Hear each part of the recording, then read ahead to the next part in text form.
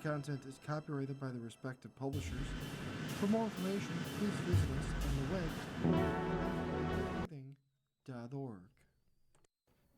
Hello, this is Kathy, and for the next hour, I'll be reading from the July 26th issue of the New York Times Business section on the Niagara Frontier Radio Reading Service.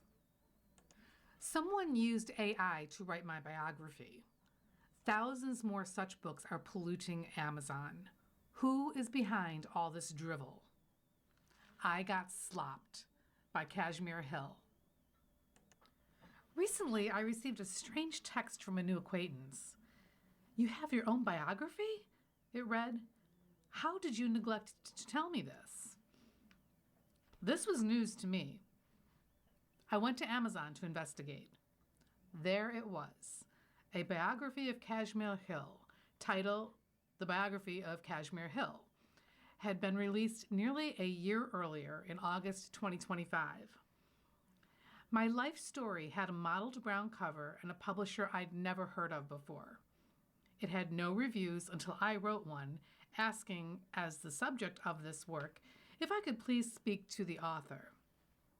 The hardcover cost $26.99, which seemed a bit steep, but my editor splurged on a copy and I was forced to read it. My biography is 90 pages long and should be shorter. It combines facts about me that are widely available on the internet, such as where I grew up, with generic insights that could be true of anyone, like a horoscope spread over dozens of pages. You cannot understand Kashmir Hill without understanding her contradictions, my biography wrote, along with an excruciatingly long description of my elaborate coffee-making ritual. Fact check, my husband does it. The book is flattering, fabricated, and absolutely packed with M dashes. It bears all the signs of AI slop. I clicked on the author, one John Crane Miller. His bio page described him as a seasoned biographer and cultural analyst, and his portrait was a widely used stock photo of a white man in a suit speaking at a conference. The biography of Kashmir Hill, the New York Times technology journalist who exposed Clearview AI, challenged big tech, and redefined privacy in the digital age, was one of 10 biographies that Mr. Miller had published in a single week, all of them about journalists, including my Times colleague Mike Isaac, Jeffrey Goldberg, the editor of The Atlantic, and Jake Tapper of CNN. Clocking my interest in journalist hagiography, Amazon's recommendation algorithm suggested I check out Dan Rather, Truth and Tenacity, by a wildly prolific author named Diane W. Gray. She published 60 biographies last summer about a diverse cast of celebrities, including Joe Rogan, Celine Dion, and the Italian soccer star Paolo Maldini. That last one had a single one-star review. AI slop, the person wrote. Do not buy. Like me, Mr. Rather had discovered the existence of his biography. Diane W. Gray had never attempted to speak with the longtime newscaster, Mr. Rather wrote in a Facebook post last August. But in a plot twist that surprised me and many of his followers, he said he had read and enjoyed it. The book is available on Amazon for anyone interested, he added.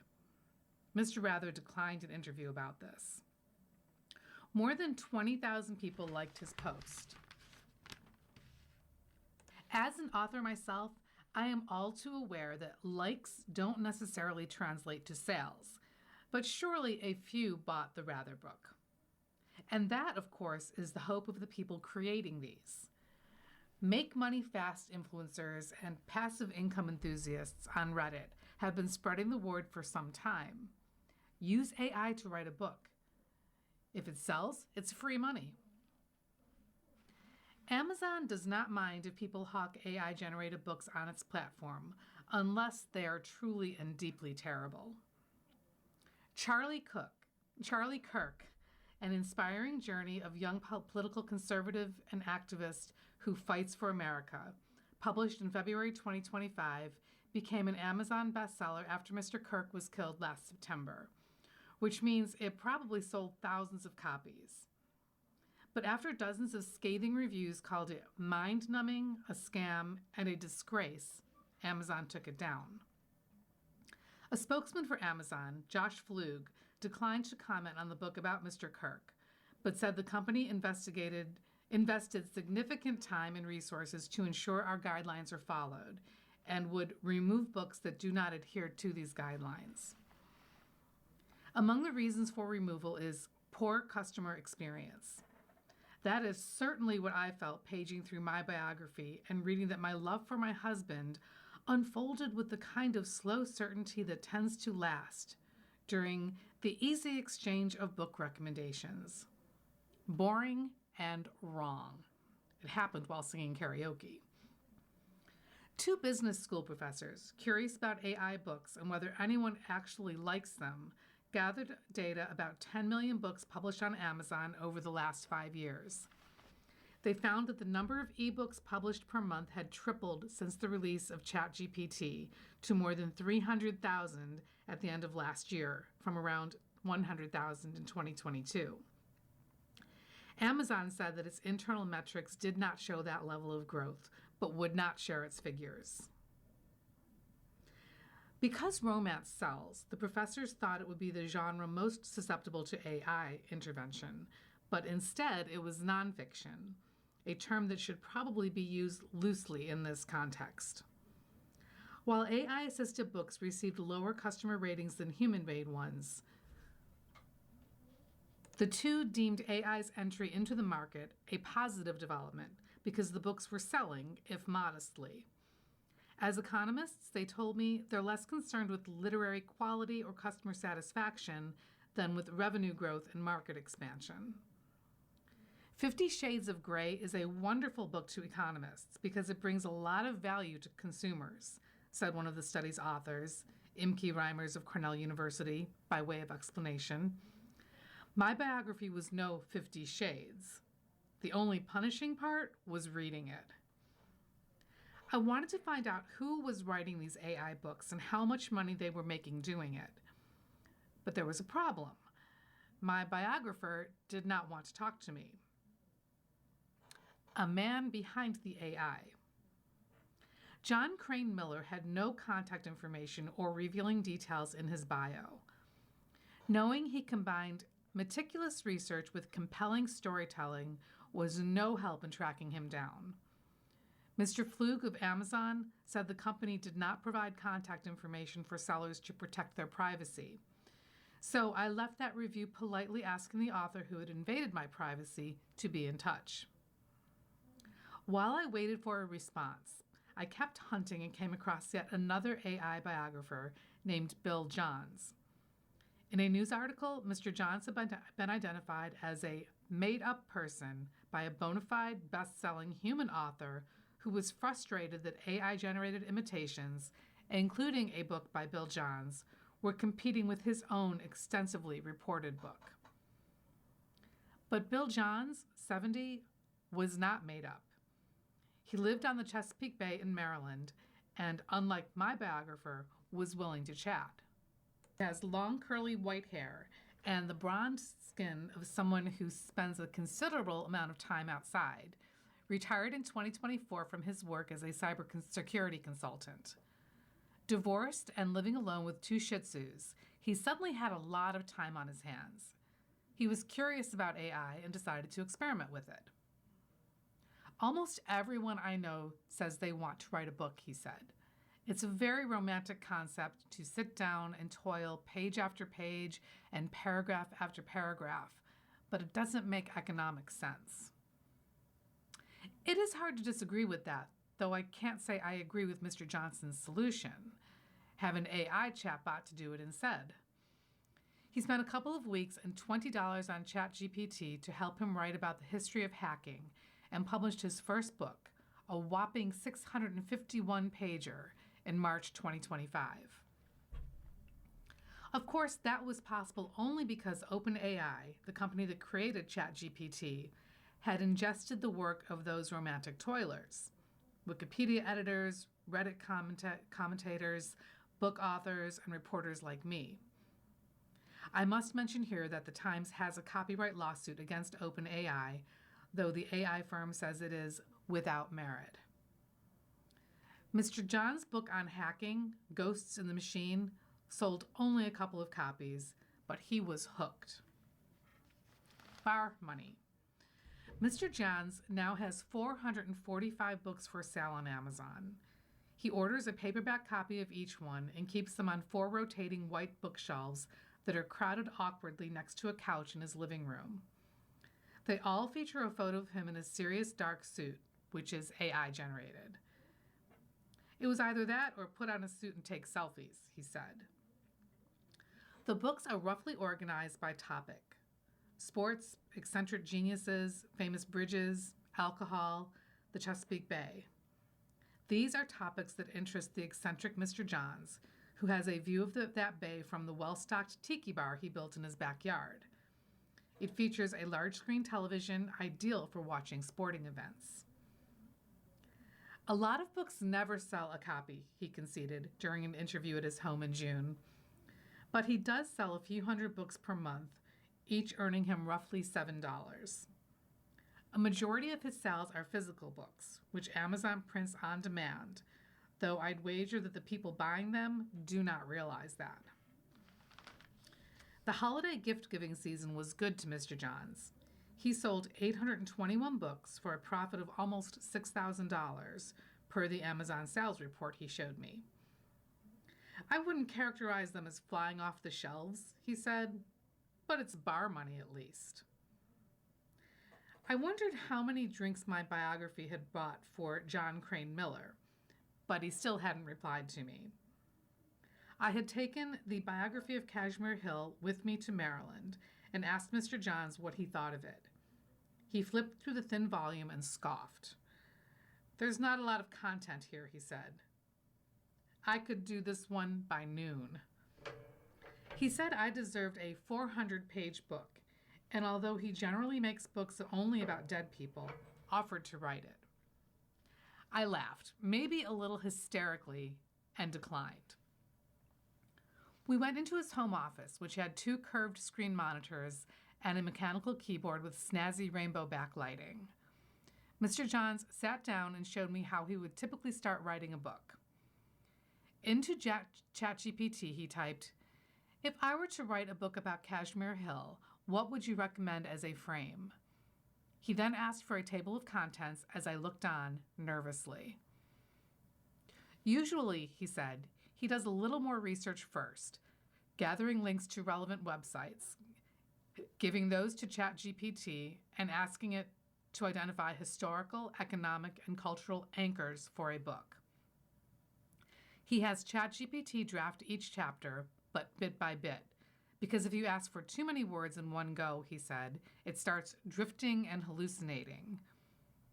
He used to have ChatGPT create endnotes with citations until he noticed that it was falsely claiming he had actually interviewed people.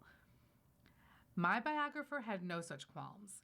He claimed to have read my childhood diary and spoken with people who knew me well and those who wish they didn't.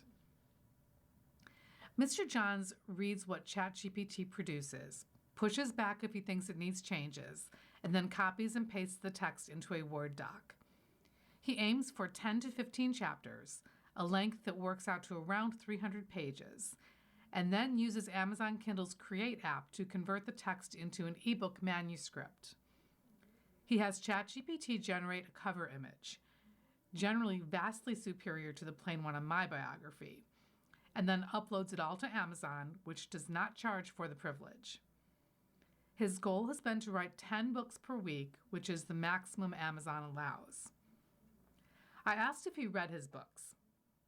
"That's a funny question," he said. "I certainly read them as they're being written." I flipped through a few while visiting, but I found Bill Johns, the person, much more interesting than his books. When he uploads a book to Amazon, it asks whether AI tools were used to create it. He always says yes for the entire work with extensive editing. Perhaps a stretch of the word extensive.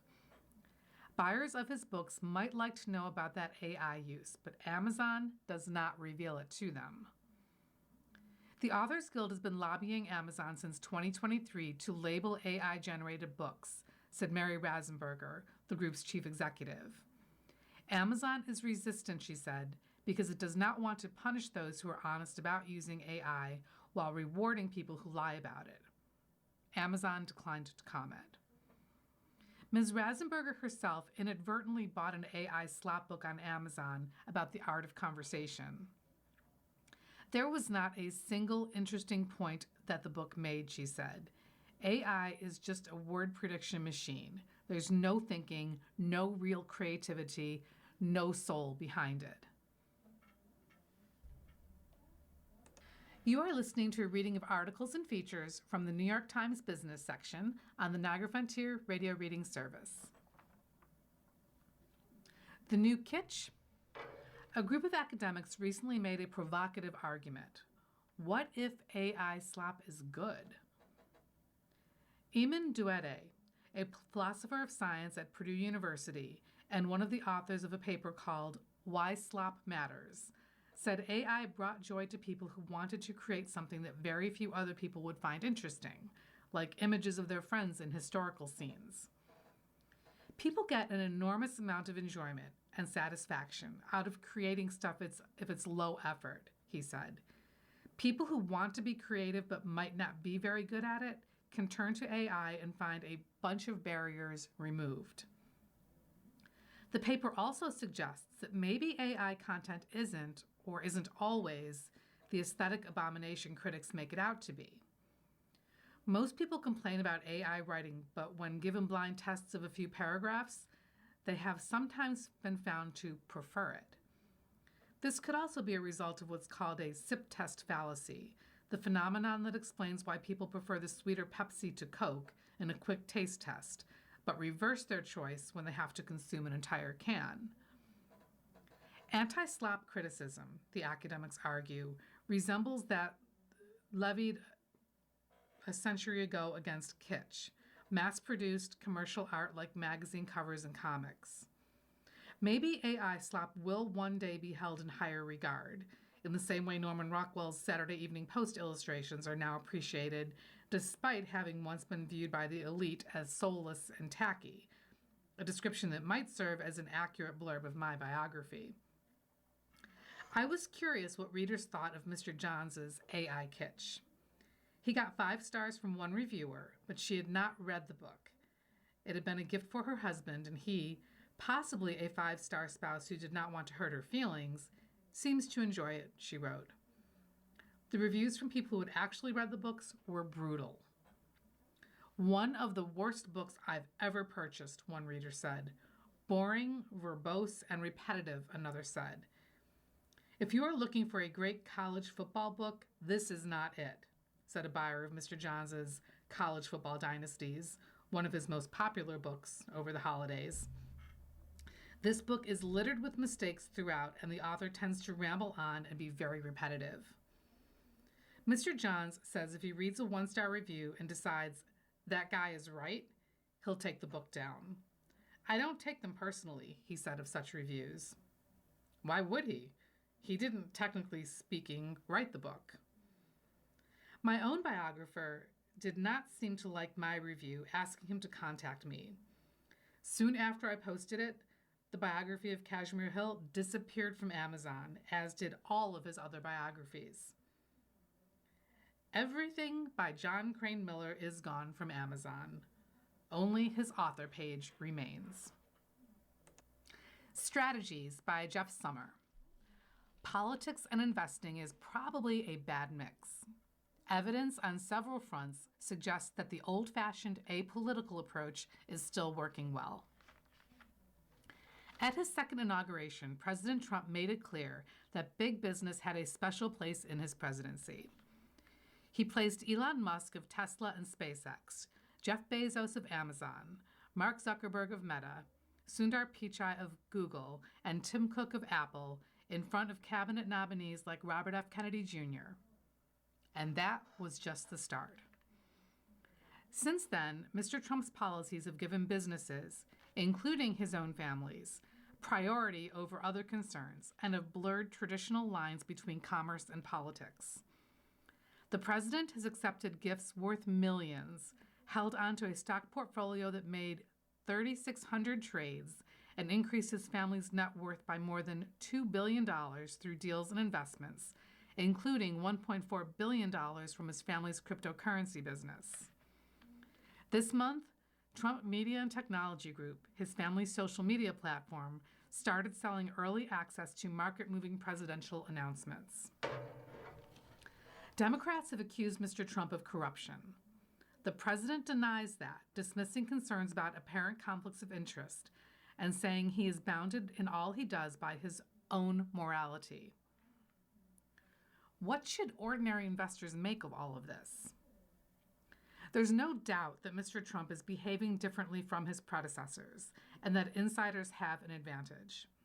At the very least, I see the appearance of conflicts of interest as an added risk to markets that already face plenty of it. Here's a quick reminder of other risks well worth worrying about. The market's big bet on artificial intelligence, on-again, off-again tariffs, war with Iran, inflation, the independence of the Federal Reserve, the loosening and elimination of financial regulations, and rising national debt levels. That catalog is just a start. It provides ample reasons for prudent people to increase allocations to safer assets like high-quality, short-term bonds. Nonetheless, for long-term investors, those putting money aside for retirement, a home, education, or any other important purposes, I continue to believe that it makes sense to stay the course. Holding cheap, broad index funds that capture the returns of the entire stock and bond markets is a well-proven strategy. Indeed, that strategy has excelled during this administration, just as it has over much longer periods. What's more, expressly political investment strategies, like holding shares in companies because of their financial support of Mr. Trump and to the Republican Party, have not done well lately. In fact, they've underperformed investments in companies that donate to Democrats. When it comes to investing, forgetting about politics may be unwise, even impossible, in the United States today. But I do think it is wise not to play politics. Some numbers illustrate the power of this discipline. Presidential returns. I looked first at the overall stock market under Mr. Trump. Based on performance alone, it has been strong on a historical basis in both of his terms in office. At my request, Paul Hickey, a founder of Bespoke Investment Group, calculated the price performance of the Dow Jones Industrial Average for every administration since September 14, 1901, when Vice President Theodore Roosevelt took office in Buffalo after the assassination of President William McKinley. For that entire period through Monday, the median price return, without dividends, of the Dow was 8.3% annualized. Under Democratic presidents, it was 8%. Under Republicans, 8.9%. The market under Mr. Trump has been much better than that. In his second term through Monday, the Dow rose 12.6% annualized, compared with 12% a year for his first term. By comparison, under President Joseph R. Biden Jr., the Dow rose 8.7% annualized. Under President Barack Obama, the number was 12%. What's more, during Mr. Trump's first term and Mr. Obama's entire term in office, the market was similar not just in overall returns, but in granular ways. For example, the consumer discretionary technology and healthcare sectors were top performers under both presidents, while energy was the worst. Investors who stayed out of the market for political reasons during either of their presidencies paid dearly for that decision. Leaning into politics. It's easy to use politics as a guide in investing, but it hasn't been a reliably profitable approach in public markets during Mr. Trump's second term. I looked at two exchange-traded funds with explicitly political strategies. One uses the stock ticker MAGA. Its full name is the PointBridge America First ETF, meant for people who want to invest in companies that align with their Republican political beliefs. The fund tracks 150 S&P 500 companies whose employees and political action committees are highly supportive of Republican candidates through campaign donations. I paired MAGA with a fund that uses DEMS as its stock ticker and calls itself the first investment product that strives to replicate the S&P 500 without the GOP. The fund contains shares of companies that have made over 75% of their political contributions to Democratic causes and candidates. In addition, I looked at the returns of a company that is singularly Trump. That's Trump Media and Technology Group, which houses Trump Social, the president's social media platform. Mr. Trump is the biggest shareholder in Trump Media, with a stake held in a trust managed by his eldest son, Donald Trump Jr. Here are the returns of all three investments, plus the S&P 500, from Mr. Trump's second inauguration through Wednesday, according to FactSet. Point Bridge America First, MAGA, 15.4%. Democratic Large Cap Core, DEMS, 28.5%. Trump Media and Technology Group, negative 75.8%. The S&P 500, 27.6%. Just for the fun of it, I also checked the stock performance of Mr. Musk's two publicly traded companies, Tesla and SpaceX. Recall that for a time, Mr. Musk ran Mr. Trump's so-called Department of Government Efficiency, or DOGE. While he and the president had a major falling out last year, Mr. Musk is a top contributor to Republican political campaigns. He is among the most political of chief executives, but his Republican ties haven't seemed to have helped his company's shares. Here are their returns through Wednesday. Tesla, from the inauguration, negative 11.6%. SpaceX, from its initial public offering on June 12th, negative 6.9%. All told, the S&P 500 index beat all of these investments except for the Democratic-oriented fund. This isn't a scientific study by any means. Some companies haven't benefited from political connections. My point isn't that such relationships don't exist. It's that for most investors, it's been wise to ignore them. Eyes wide open. That said, there is a reason to pay some attention to the broad strokes of politics. Academic studies have shown that pervasive government corruption can impair economic growth and could have negative effects on the markets. The annual Corruptions Perceptions Index by Transparency International, an independent group, showed the United States slipping in 2025 to 29th place, tied with the Bahamas and just above Brunei and Chile, and way behind leaders like Denmark, Finland, and Singapore. The United States ranked 14th in 2000 and 18th in 2016. This index is based on 13 surveys covering 182 countries and territories. If that increasingly poor perception were to continue, it could hurt financial markets. This bears watching closely, and I intend to scrutinize objective and quantifiable studies of the U.S. economy and government on this subject as they appear. For now, however, the evidence suggests that the old-fashioned apolitical approach to investing is still working. Mr. Hickey of Bespoke says that through the years, under both Democratic and Republican administrations, he has frequently heard from investors who simply can't stand the people in office and want to pull out of the markets because of politics. In hindsight, he said, the one thing both groups can agree on is that they're glad we talked them out of it. You are listening to a reading of articles and features from the New York Times business section on the Niagara Frontier Radio Reading Service. Retiring by Brian J. O'Connor. The financial road ahead depends on the long view.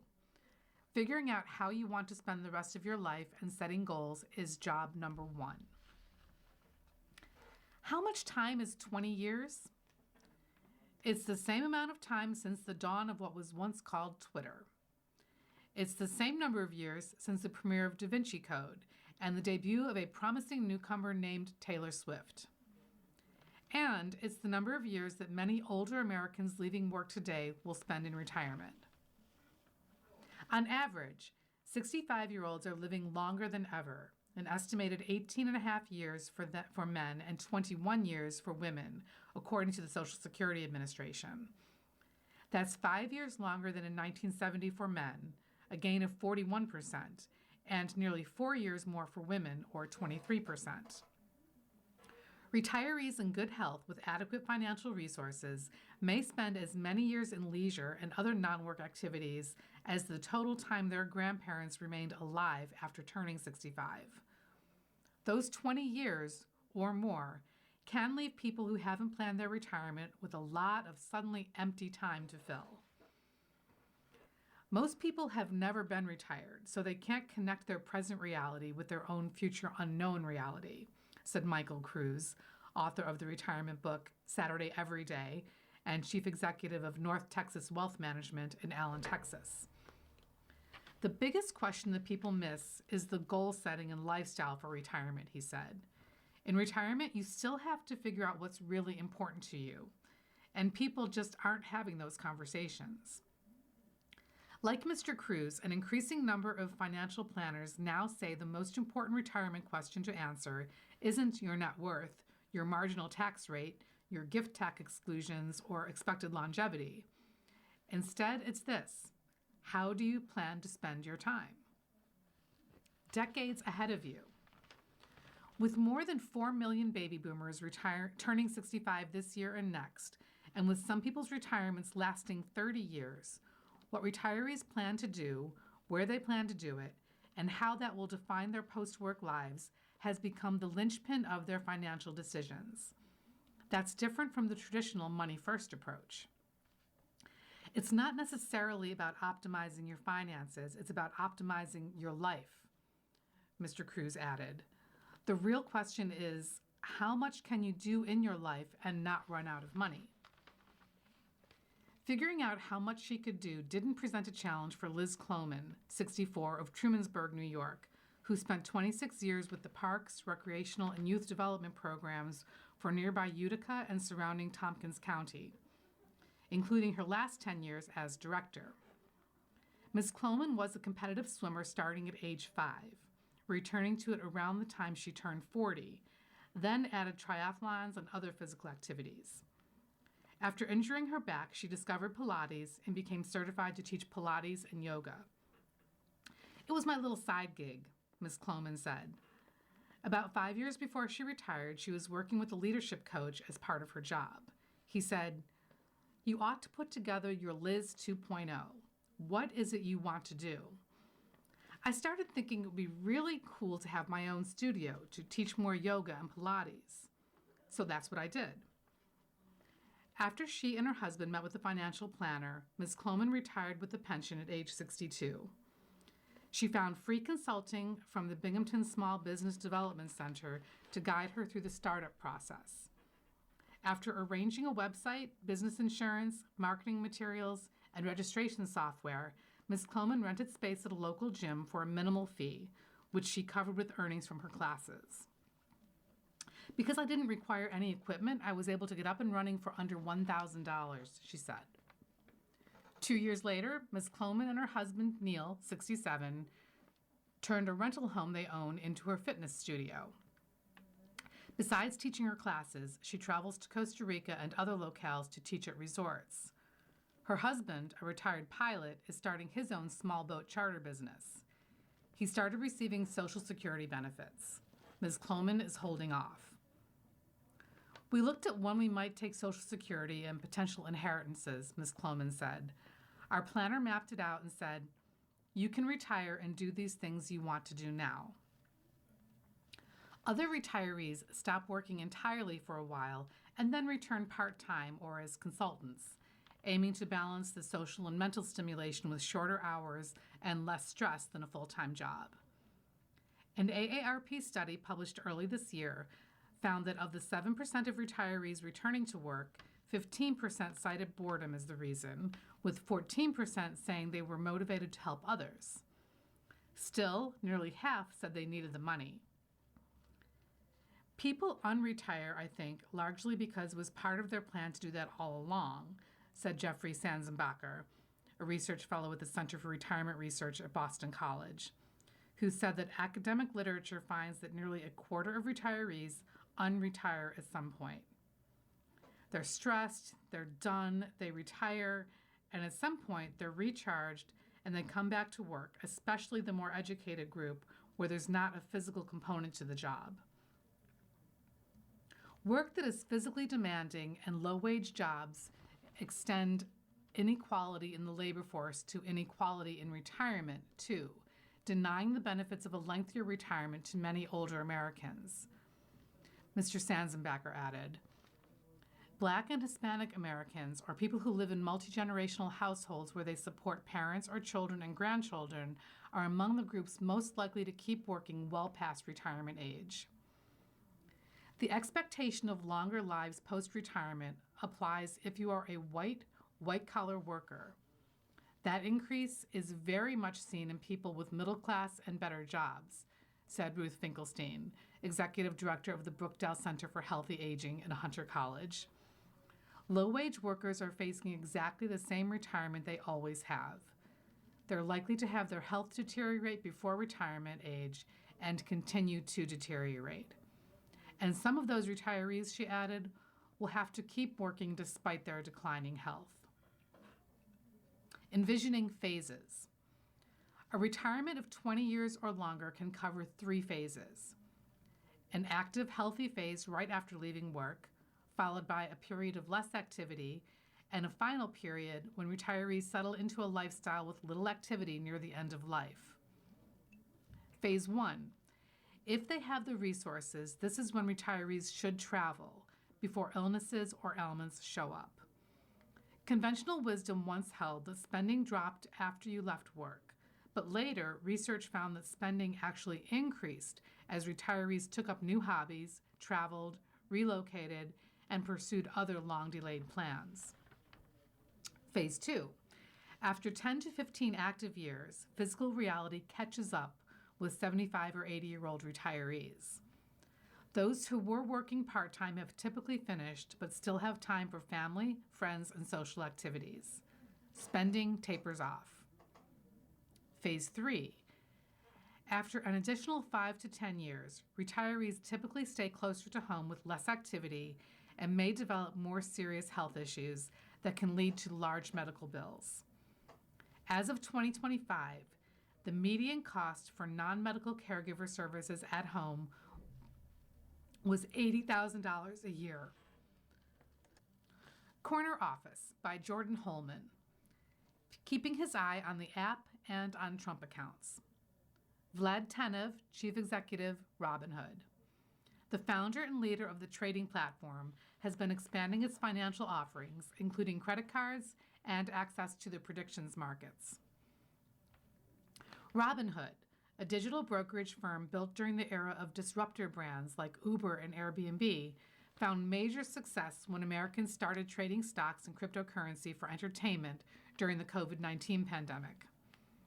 As the company grew, it faced criticisms that its push notifications, bright colors, and exploding confetti animations were designed to lure people into rapid trading, much like gambling sites.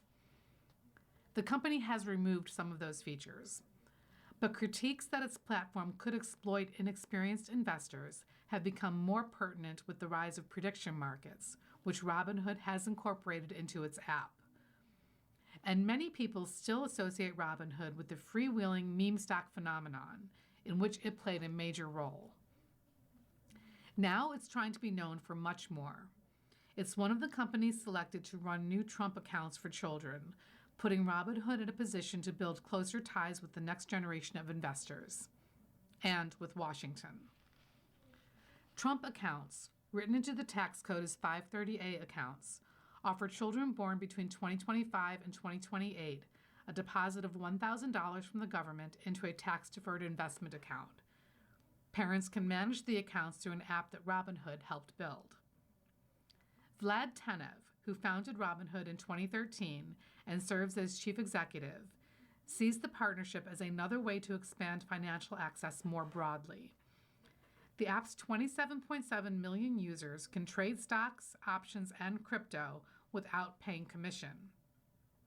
2 years ago, the company expanded its offerings with the Robinhood Gold Card, and this year it introduced a $695 platinum-plated credit card, which competes more directly with American Express. The aim is to serve our customers across every asset class and every financial transaction anywhere in the world, Mr. Tenev, 39, said. This interview was edited and condensed for clarity and length. Robinhood is building the infrastructure for Trump accounts. How did that happen? We were pitching Brad Gerstner from Altimeter Capital for our IPO in 2021, and he had the idea. I thought the odds of it actually were pretty low. Brad surprised me. There was an event at the White House last April when they announced the initiative. We brought some mock-ups of what we thought the app could look like. I had a chance to speak with the president, and I was like, if there's a way we could help, we'll put our best people on it. We'll make sure that we can get it delivered under budget and ahead of schedule. Has President Trump used Robinhood? We didn't discuss that specifically, but I remember giving him a Robinhood Gold Card. A lot of business leaders are trying to figure out how to navigate Washington in a polarized political climate. How do you think about that relationship? Trump accounts, I think, are among the least political ideas in principle. We've heard from many state governments, including Democratic states, that want to figure out how to plug into the program or do similar things. There are few things people agree on, but seeding children with an investment portfolio of the S&P 500 is universally popular. How do you deal with the fact that half your consumer base is probably skeptical that a plan from Washington will work for them? I think our free market system is under attack from lots of angles. A lot of people are like, well, is this a good system? Is it working for everyone? And I think the answer is, it's not working for everyone. But the way to make it work for everyone is to get more people invested. Robinhood really broke through during the height of the pandemic. What was 2020 and 2021 like for you? The pandemic put an extra focus on investing and self-directed trading, and Robinhood exploded in popularity, which I think had some good aspects and also some negative aspects. The good is that you start reaching more people and growing. The negative side is growing too fast in a highly regulated space where money is involved. At that time, we were not as ready for that type of growth as we would be now. One criticism of Robinhood is that it blurs the line between investing and gambling. There are some people who think any type of trading is gambling and that moving in and out of positions is inherently a bad thing. I don't think that's true. I think to some degree people have levied this criticism on the financial markets as a whole. When futures markets were first introduced, they said, well, that's just gambling. Someone's betting on the price of gold or oil, but I think what's missed is that in any derivatives market, you need speculation. Some folks conflate speculation with gambling, and I think it makes it sound much more salacious. If nobody puts in money with the point of view that a certain thing is going to have a certain price in the future, you just wouldn't have a functioning market. You were born in Varna, Bulgaria, and immigrated to the United States as a child. I came when I was 5 in 1992. It was right after the fall of the Berlin Wall and the collapse of communism in Eastern Europe. My father, who was a professor of tourism, got an opportunity to come to the U.S. to the University of Delaware to get a master's, so he moved in 1991. Then my mom and I joined him. My parents started from scratch. They didn't have any money. They didn't really have any savings. My dad was a student. I was a latchkey kid. We couldn't afford babysitting. What did your parents do for a living? My mom worked at a diner for a while. Then she worked in a travel bookstore. And after a while, my dad paid for her to get her MBA at Georgetown, and they both joined the World Bank. He basically worked there for his entire career. You are listening to a reading of articles and features from the New York Times business section on the Niagara Frontier Radio Reading Service. How did watching your parents' financial situation influence you? Our status in the country as visa holders always seemed a little bit fragile. There was this pressure exogenously to succeed, which I think helped quite a bit. I had to learn to be self-motivated and to really look after myself. Do you think your independence at a young age led you to becoming an entrepreneur? I didn't really intend to become an entrepreneur. My parents took this giant risk moving the family across the world. After that, they were ultimately security seekers. They really valued pension benefits and retirement benefits. I got into Stanford and my desire was to study physics. I thought I would be a theoretical physicist. When did you approach entrepreneurship? My co-founder at Robinhood, Baiju Bhatt, was also a math and physics guy. We met through the physics department at Stanford. After he graduated, he got a job at a hedge fund. His first month, Lehman Brothers went under. He called me up and he was like, "This might be a good time to start our own financial company." What attracted me was it's really just your efforts. You don't have a boss. You don't have to deal with bureaucracy. Your energies can be 100% dedicated to the product, and you get this infinite feedback loop of writing software, which is very similar to what I like about math. For math, if the proof is working, you immediately validate your idea. Our business was a trading firm that was ultimately not very successful, but I liked being an entrepreneur. How did this lead to Robinhood? We were in this interesting position where we had one leg in New York finance and the other leg in Silicon Valley, the mobile startup scene, right around the time that the iPhone was really becoming a mobile platform for applications. One of the big unlocks we had for Robinhood was putting both of these together. Can we make a financial company that's also a great consumer product that feels really good in your mobile device, much like an Uber or an Instagram? A lot of young people graduating now don't feel that they'll have the financial stability of previous generations. What would you say? I'm more optimistic. I think that a lot of the fears of job destruction by AI are overblown. Of course, we'll see some job disruption like we always have seen, but I think what we're going to see is a huge amount of job creation. Not just more jobs being created, but entirely new classes of jobs that didn't exist before. Lightning round. What is the single best piece of leadership advice you've received since taking your company public? Be authentic to what you believe. I think the company's values need to be the leader's values. What's your personal investment portfolio look like? 90+% of my net worth is one stock, which some would consider very risky and irresponsible. But here I am. Do you prefer emailing or texting as your form of communication? I mean, I do both. Slack is a big one, Signal, I use them all. What is one thing you're trying to learn about right now? I think probably like many people, I am trying to find the optimal multi-agent workflows. How can I make my AI agents do work without me having to micromanage them too much, but also make sure they don't go off the rails? What's the biggest geopolitical issue that keeps you up? I'm concerned about the level of spending and generally the size and complexity of governments around the world, including our state and federal governments, and how efficiently those could be running. Freshening up for America's 250th birthday. For the semi-quincentennial, New York's historic homes are having some work done, by Aaron Short. As Americans celebrated the nation's 250th birthday this month with parades, backyard barbecues, and fireworks, the oldest house in Yonkers, New York, hauled out its dunk tank.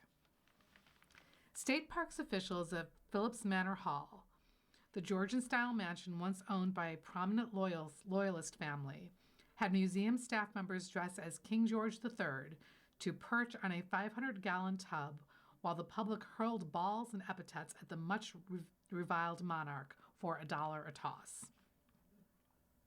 David Lucas, a Phillips Manor Hall museum interpreter, predicted several hours of dunking ahead of the event and had a backup impersonator at the ready to step in when our King George needs a break. New York is not as widely regarded a Revolutionary War destination as Boston or Philadelphia, but the region has a smattering of 17th and 18th century homes that reveal what life was like when British forces arrived in New York Harbor to quell the simmering Yankee rebellion. Like any gracefully aging American icon, they are having some work done. Historic preservationists have embarked on myriad renovations, sometimes years in advance, in preparation for anniversary celebrations throughout this year. 4 years ago, Phillips Manor Hall completed a $20 million overhaul to its Yonkers grounds to expand its accessibility with a new elevator, modern restrooms, and exhibitions redesigned for people who are visually and hearing impaired. Senate House in Kingston, a 350-year-old stone abode where state senators rented a room to write New York's Constitution in 1777, underwent a 14-month restoration before opening on May 30th. That $2.5 million project, partly funded with a National Park Service grant, included the installation of a period-appropriate cedar shake roof, mortar joint replacement, and drainage system upgrades in the single-story house, as well as window repairs for the museum's annex. Creating new mortar joints was a challenge. Mortar in the 18th century was usually made with sand and water, but sometimes it contained shells and other aggregates. Masonry contractors had to test and analyze the layers of mortar before making a mix that matched the original composition. I was very impressed with the ability of these masons to tweak things slightly, almost like a chef, to get the different varieties of color and change how fine or how grainy it was, said Aaron Robinson, the site manager of Senate House State Historic Site. Farther up the Hudson River in Albany, the Schuyler Mansion completed a 2-year interior refurbishment last July that included a new floor cloth and parlor drapes, along with accessibility improvements. That English brick-style manse was built between 1761 and 1765 by Philip Schuyler, a Continental Army general and New York senator. But it may be best known as the place where Alexander Hamilton married Philip's middle daughter, Elizabeth, in 1780, then briefly lived with the Schuyler family after the wedding. An earlier restoration replaced the wallpaper in 4 of the building's halls, mimicking the original design. In the 1760s, Schuyler bought a hand-painted pattern called the Ruins of Rome overseas and shipped it back to Albany. Back then, wallpaper came in large squares that artists would lay out on the floor to paint, then overlap before attaching the patchwork sheets to the wall.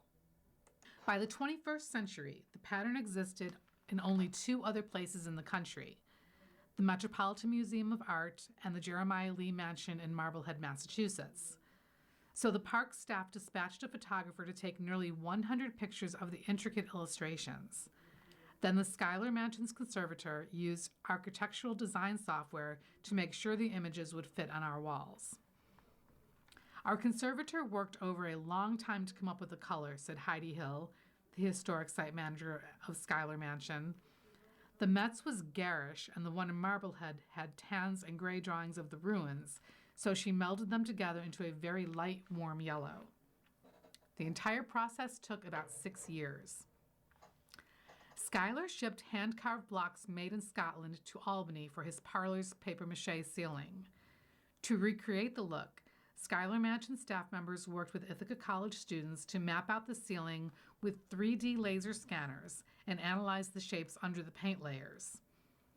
The conservator persuaded the state to purchase a 3D printer and experimented with the formula to perfect the molds.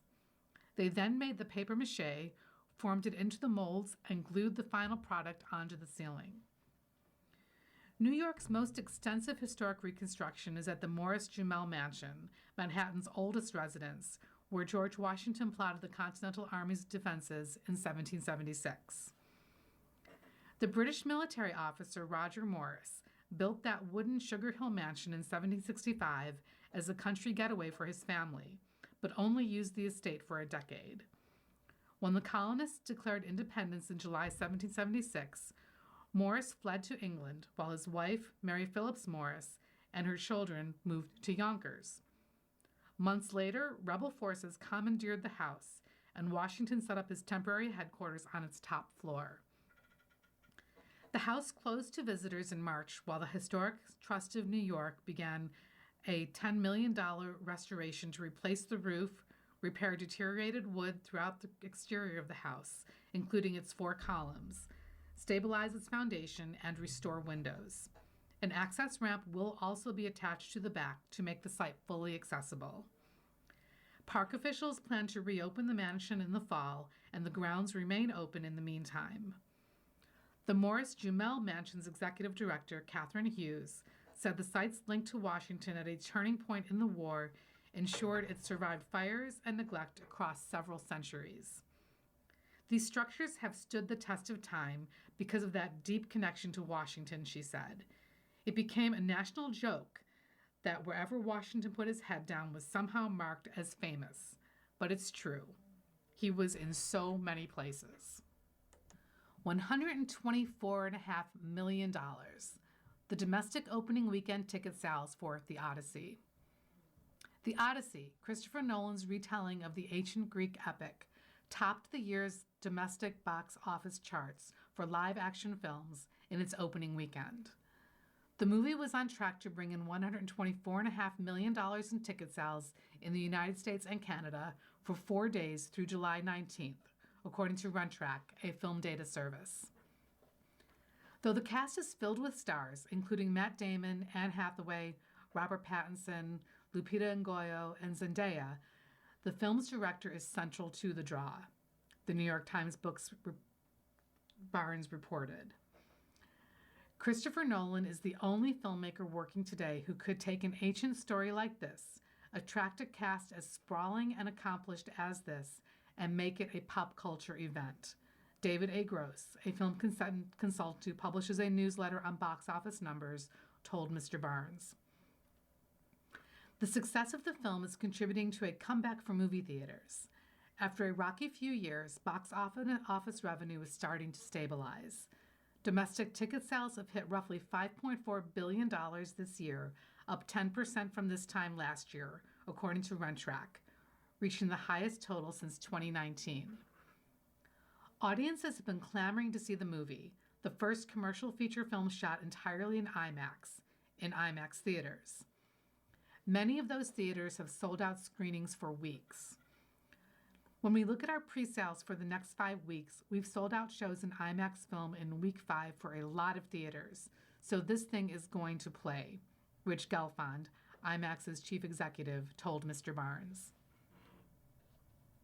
So far this year, stocks were up, S&P 500 up 8.3%, mortgage rates were up, Bankrate.com 30-year fixed 6.8%, up 0.6 points, and jobless claims were down. 4-week moving average down 5.3%. You've been listening to a reading of articles and features from the July 26th issue of the New York Times Business section. We read from the New York Times Business section every Thursday at 11 a.m. Your reader has been Kathy. Thank you for listening. Coming up next in the Niagara Frontier Radio Reading Service, we have the USA Today. Following that at 2 o'clock is episode number 9 of More Than Enough by Anna Quinlan. Stay with us for these readings and more.